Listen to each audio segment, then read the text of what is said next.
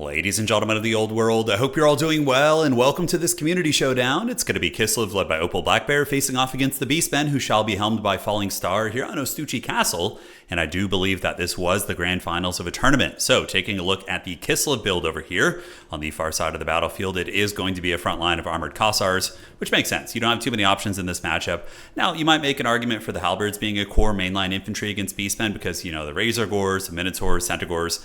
But honestly, the prevalence of the Ungor Raiders just absolutely destroying those cheap unarmored halberds. I think that the armored Kossars with their good stat line and durability is just the better choice. And the hybrid shooting is very good. You can use it against a multitude of units on the Beastmen roster, considering they have light armor mostly across the board. In the backfield, we got Kossars with spears, which is good. If you're going to be bringing Kossars in this matchup, you pretty much always want to go with the spear variant because, you know, Centaurs and all sorts of crazy beasts are going to be rampaging in your backfield, and having a fill-in spearman is very, very useful. So it is going to be two Kossars. We have an Ice Witch, and she's going to be using Ice Maiden's Kiss. Very cost-effective spell, just dropping this on Ungors and, Ungor Raiders and chaff-centric units, even against Centaurs. Anything that really doesn't have a lot of armor, it's going to be quite excellent against. So that is the Kislev front line for the most part, yes. And for the leadership core, we do have Boris Ursus. I like Boris. He's a pretty solid anti-large fighter. You know, if you get him in the mix and have a Patriarch backing him up, providing healing, this man can do some serious anti-large damage. And he's going to be bringing the Colossal Strike, which is quite nice for, when you catch an enemy lord. We do have the Fury of Urson, as well as the Shard Blade, which of course does AoE damage and slows. The Frozen Heart of Winter is going to be the pick here for the big boy slot.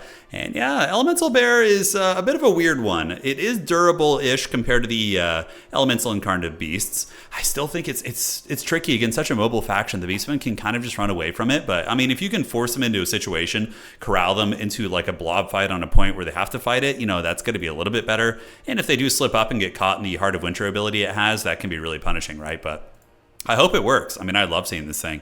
The Beastmen, Unga Bunga. It is going to be a hybrid front line of Ungor Spears as chaff with standard Gore Herds who are going to be bringing the dual wielding variant. So they're just going to be rushing forward, just taking the shooting right in the face.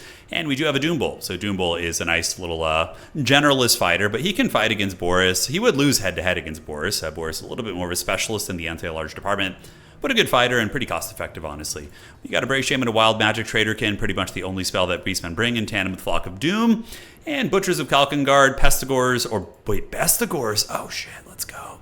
So it is going to be a Bestigor unit. There was, I think the player's name was Ash. Ash07 was winning a lot of tournaments, SFTs with Beastmen, and using like Bestigor heavy armies, using like 3 or 4 of them in a lot of matchups. So, I mean, that's one of the fun things about this game is there's such crazy meta diversity. There's like, 4 or 5 pretty competitive builds the Beastmen could have opened with here. And that's very uncommon in most RTS games, right? A lot of RTS games, there's like 2 or 3 meta builds, maybe, right? That are consistent, used at the highest level. But in Total War at the highest level, there's so many different builds you can use, right?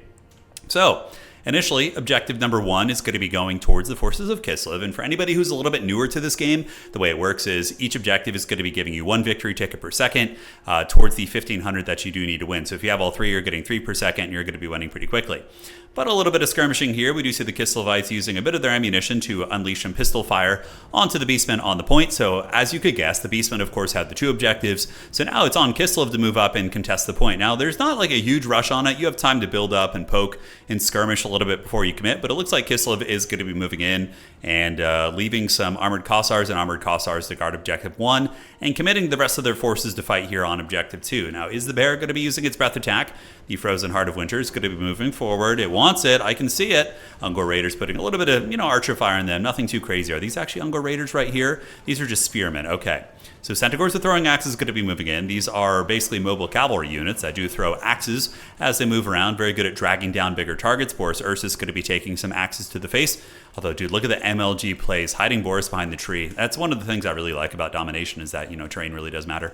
On the outside, we do see a bit of a flank coming in. The Gore Herds and the best Gore Herds going to be trying to get around the side of the Kislev army as a massive Traderkin does go down. So that is going to be doing some respectable damage against Boris, the Frozen Heart of Winter, as well as armored Kossars. And I would wager that Kislev will call in a Patriarch.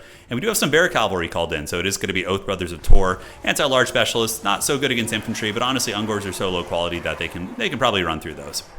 So the fighting is soon to be underway. The Beastmen have sounded the Bray horn, and they're going to be charging in. They got their horns lowered, which I love that animation. And they're going to be charging into the flank here of the armored Kossars, and they'll be doing some big damage. Those Kossars are going to be getting bullied, but oh, the bear breath attack down the pipe. Let's frickin' go. So the bear is going to be Mortal Kombat versus the Doom Bull, it would appear. And now the onslaught is here. Now, normally Bestigor herds would dominate armored Kossars, but that breath attack definitely helped to equalize the field. Whereas on the outside, oh no, the Ice Witch! Kislev is, they moved their wizard. She's very, very squishy with only 15 armor. Moved her into combat with the Gore herds and the Bestigors. She took some damage, and we have a big flank fight as well. Kossovite Dervishes and Oath Brothers of Tor going up against Butchers of Kalkengard. Now, Oath Brothers of Tor should be pretty good against Butchers of Kalkengard, especially considering they do have some chaff support here with the light cavalry taking a lot of the beating.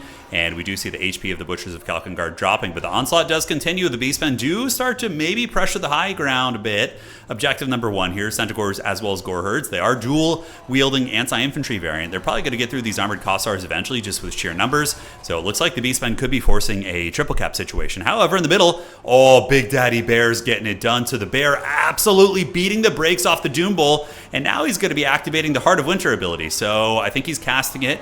Yes, and that is going to be doing AoE damage to everybody around him, so it's going to be hitting all these units and slowing them as they try and retreat. Oh man, and the Centaurs are going to be charging into the Vortex as well. Are they going to stay out of range? They are moving in, which is so dodgy. So now the Heart of Winter is going to start burning them down, and the Bear is actually putting in some heavy lifting here as the big AoE frost damage ability continues to drag all these bad boys down. And yeah, it gets stronger and stronger over time. It builds up to the point where it does a hell of a lot of damage. So, dude, look at that, melting the Centaurs and melting the Gore herds here. This game is freaking awesome. What an awesome match. High ground looks like Kislev's durability is going to be shining through, so they do manage to hold that. And just like I talked about earlier, Kislev kind of got what it wanted tactically by having a big brick fight in one place and not being outmaneuvered, allowing the Frozen Heart of Winter to really do the heavy lifting. In the meantime, the Kossars in the back are shooting into the Beastmen range units, so using them to counter the Centaurs is a really, really good call, and they are able to drag those bad boys down. Boris Ursus a little bit smashed up. Doom Bull has recovered as well, and the Centaurs with throwing axes have moved in, so you can see the beasts are trying to get in range with their throwing axes to maybe finish off the Elemental Bear, who does have 2,400 HP, which is quite a bit. And are we going to be seeing a Patriarch getting called in? And the backfield looks like Butchers of Kalkengard have been taken to Pound Town a little bit. The Winged Lancers, the mighty Polish cavalry, have arrived, and they're going to be running down the cows here, and probably going to be the end of the road for them, as the Oath Brothers of Tor are going to be hot on their tail as well. So we're going to see how that fight unfolds. Yep, looks like the Butchers of Kalkengard taken to town. A couple Bestigors in the backfield lurking, but for the most part, the battle continues to rage on. Objective 1, Beastmen looked like they maybe made a little bit of a play for that by sending over the Doom Bull, but the Doom Bull was met by the dreaded Frozen Heart of Winter, which is battling spear units, but you know, it is a terror-causing unit, and units in this game that do not have immune psychology and are near a terror-causing unit and get low HP and take a lot of damage, they can just run instantly for a short period of time. So Boris is going to be using the Fury of Urson and Colossal Strike, 735 weapon strength. The Red Tsar is pissed. He's got his pet bear here. So we do see the Doom Bull trying to run away from the Red Tsar, who is, of course, in a fury right now. And is he going to be able to get away? The Red Tsar on the hunt. He does have Frostbite. A lot of the Kislev roster does, of course, have Frostbite, but Beastmen are very quick, and even their Lords, 45 speed is pretty quick. Looks like Centaurs are going to be moving in, and man, oh man, the Kislev army is really hungering for a freaking Patriarch right now. Oh, look at the countercharge coming in. Beastmen do get some Centaurs with great weapons. They have a crazy good charge bonus of 50, and they do get a bit of a surround on Boris Ursus as well as the Big Bear, so they might be able to finish the job. Has the Doom Bull lured the Big Bear as well as Boris into a bad situation? Yes, is the answer. We do see the Frozen Heart of Winter. It's going to be going down, dissipating here as it does.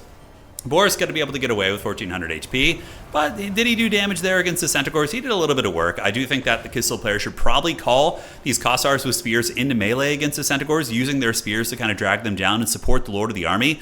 But Kislev is resurgent. We do see their light cavalry. So that was one element of the battle that we're only really seeing unfold now, is the fact that Kislev did have a decisive victory in the backfield with the Oath Brothers of Tor and the Winged Lancers, which are now going to be engaging in the front line and trying to help out the fight. So Dervishes versus Centaurs here. Centaurs do normally win that, but there's going to be way more cavalry reinforcements coming in for Kislev, I assume. On the other side, we do have the Winged Lancers, the Oath Brothers, and a fair amount of infantry as well. Value trading is very even, 9.9 against 9.3. I'm sure some of the magic isn't tracking. You know how janky Total War is. So a little bit hard to tell, but I do feel like it's a pretty even battle at this point. Maybe a little bit Kislev favored considering the resurgence in the middle and the depth of cavalry they have out on the battlefield. So the Dervishes do finish off the Centaurs with Grey Opens. Grey Open Centis have really, really low stats. And outside of the charge and when their Frenzy isn't active, they're very, very flimsy for sure. So Bray Shaman, Kossars of Spears, able to fight off the Doom Bull. Objective number 2 has been taken. So again, now you can assess the point situation, right? Currently, Kislev is going to be getting 2 victory tickets per second, and we are going to be seeing 1 victory ticket per second for the Beastmen. So as it currently stands, if they were to just race in the current status quo, we would be seeing Kislev win that game with the 2 victory tickets against the 1. There do come times in this game where sometimes you can win on just 1 objective. Let's say you held the objectives long enough, you have to yield them in the late game, then you move back and just kind of helms deep and defend your valuable point, which is very, very fun. Yeah, Oath Brothers are going to be a problem for the Beastmen, though. The Oath Brothers of Tor could turn around and probably kill that Doom Bull. We do see some Haggard Beastmen trying to make their way back in here. A little bit of a resurgence here. Kislevite Warriors coming in. Now, Kislevite Warriors are incredibly good against Beastmen in the mid-game. In the beginning, when the Ungor Raiders are all over the place, they're a little bit risky, like I said. But when the Archers are offline, calling in the cheap unarmored halberds is pretty cost-effective. Yeah, Oath Brothers should just stay here. Although you got to watch out for Centaurs swarming in, or Spears. Yeah, there are a couple of those. So maybe retreating isn't a bad idea, considering the Beastmen have reinforcements nearby. Are the Kislevites going to go for the low ground objective? Yes, they are. So considering they're kind of ahead of the Beastmen now by quite a bit of value, we are going to be seeing the halberds move down there. And in the late game, Beastmen tend to only spam Centaurs, right? You're going to be seeing Centaurs all day. So having the cheap halberds just kind of guarding the points that can defeat a Centaur unit is incredibly cost effective. So moving on up, we do get more Centaurs with Grey Weapons coming out, and we might see a flank on the Dervishes. Dervishes do turn about face and get a decent little charge, so they're obviously going to lose that, but they're doing their best. Winged Lancers running down the remnants of the Bestigor herds and getting ready to battle these Centaurs here. The charge order has been issued. Lances couched for Urson, and they do collide with the Centaurs. Models flying on both sides, but it is going to be a victory for the mighty Winged Lancers here. And at the backside, Oath Brothers of Tor getting slapped by Traderkin after almost killing the Doom Bull. So the leader, the Doom Bull has basically just been running the entire game. I feel like he's done a little bit of fighting. Yeah, he's got 1100 value, so he's no slouch. And here the Winged Lancer is going to be trying to rush over and intercept him and trap him down while the Oath Brothers finish off the last of those units over there.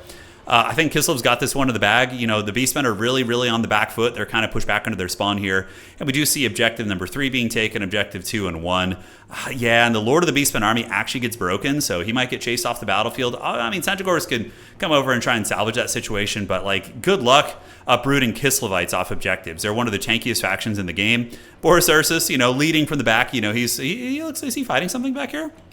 He's not. He's just being careful. You know, sometimes when your Lord gets very low, it's a little bit better to just hide them instead of losing them, because when your Lord dies in this game, you lose leadership across your entire army. And leadership is what determines how long a unit's going to be fighting, essentially, right? So a little bit sketchy, but at this point, I just don't think there's any chance. We got a triple cap. Kislev has passed the Beastmen in points. The Beastmen going to be trying to maybe maneuver over here with their throwing axes, calling out a couple raiders, but Kislev is going to be able to respond with its own heavy cavalry and light cav. So Winged Lancers and Dervishes on the way in. And yeah, there's got to be no chance. I would say in the next like 30 seconds here, we're going to see a tap out, probably. I mean, the Beastmen might be able to maneuver and get this objective back, perhaps. And here we have the Kislevite Warriors dragging down a couple of the Centaurs, but the Dervishes do get pounded pretty good. Winged Lancers going to pull back, light cavalry getting absolutely eviscerated. Boris still playing very, very conservatively here, as Kislev is going to be approaching 1,200 points here in a moment with the triple cap. Beastmen are going to get this one back, it looks like. And now it looks like they're going to maybe make a play for the middle, but not going to go well for them. The Centaurs going to get absolutely sandwiched by lances. Brutal stuff right there. The very speedy shot cavalry of Kislev able to maneuver the Beastmen, get them in the Battle of the Bastards position, and absolutely give them the business. Objective 2 being threatened a little bit in terms of capture weight, but that's only because the 2 units here are not moving over, and here you can see Kislev does resecure its capture weight, and the Beastmen still have not even secured this one. So now this is a good example for all of you guys who are a little bit newer to the channel. As it currently stands, you know, the Kislevites have enough points that even if they did relinquish the second objective, let's say they lost this fight here, they would be able to just hold objective 1 and win on just 1. You know, there would be a race. The Beastmen would have a little bit of time to get over there and get it, but they could just win on just 1 objective here. So the fighting continues in the middle. Beastmen desperately trying to get some ground, but the Kislevites are a much, you know, higher leadership faction. In these types of situations, they're going to be very, very good on those grindy fights, right? And that's going to be victory for the Ice Court. Really fun match, honestly. It was back and forth. Cool stuff, man. We got to see the big elemental bear, which is incredibly off meta. Boris didn't do super well, but he looked really cool and has a badass beard, so there's that. Pretty blunderous. I think the mage died pretty early for Opal Black Bear, but still really good play and control with the cavalry and infantry positioning. Was able to keep him in the game. So Oath Brothers definitely put that game on their back. 2,700 value, killing the very expensive Butchers of Kalkengard, who only got 700 value, and then also coming back and being a performer over the course of the whole game. For Falling Star, I mean, it's pretty meta, right? Like, the Bestigors are a little bit off meta, but they perform very well. And yeah, just Centaur reinforcements. I mean, there's nothing super unorthodox The one thing is there was no Ungor Raiders, which is a little bit different. I think normally maybe cutting one of these and maybe like one or two of the cheaper spears and getting a bunch of Ungor Raiders would be a little bit stronger. I think having 3 of them in the army is so annoying and just gives so much utility, but that's just me. All right, guys, GG, well played. Hopefully you enjoyed this one, and well played to both these players.